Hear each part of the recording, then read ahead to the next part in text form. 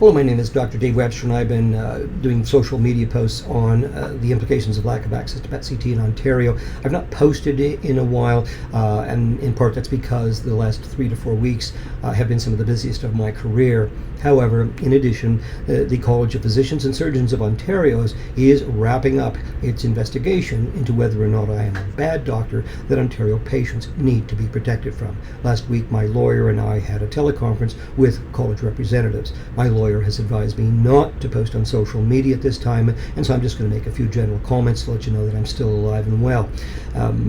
However, based on what I've already said, you can read between the lines for yourselves.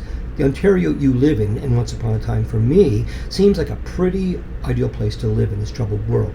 However, just like in a Stephen King novel, lurking just beneath the surface, there are forces that perhaps even you might come to see as qualifying as evil.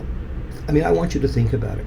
I'm aware of no other political system in the world, even in despot countries in Africa, that have directed their own medical experts to do whatever is necessary to block citizens from access to accepted world standards of medical care.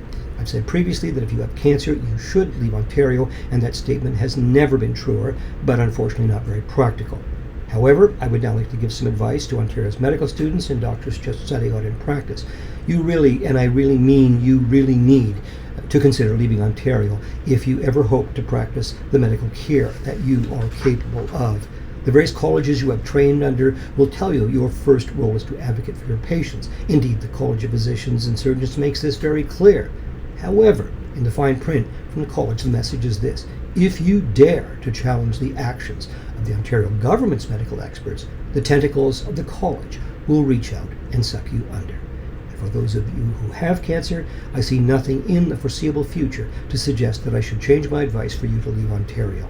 My fate is now in the hands of this very college. I'm going to have to finally accept that all my efforts to advocate for patients, of which I am very proud of, have accomplished nothing except this threat hanging over my head. The juggernaut of Ontario politicians, their bureaucracies, and their propagandists masking as professional journalists and news anchors is simply too great for one person to try and challenge. Worse, the bodies which you imagine are in place to act as safeguards against the actions of politicians are in fact an integral part of the government's machinery. You can make your own example from past history where politicians have done terrible and unspeakable things to select members of the population and begin to understand how this happens, and even in Ontario. So far, Ontario's politicians have just gotten away with performing experiments on cancer patients that have been declared unethical and immoral. But no doubt they have set their sights higher. Now it's summer, and my family and I desperately need a break from what is falling down around us.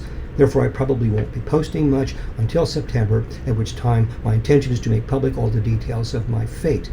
In the meantime, and on a daily basis, I continue to witness the terrible things that happen to patients because they have the misfortune of living in now what is Doug Ford's patient's first evidence-based medical system.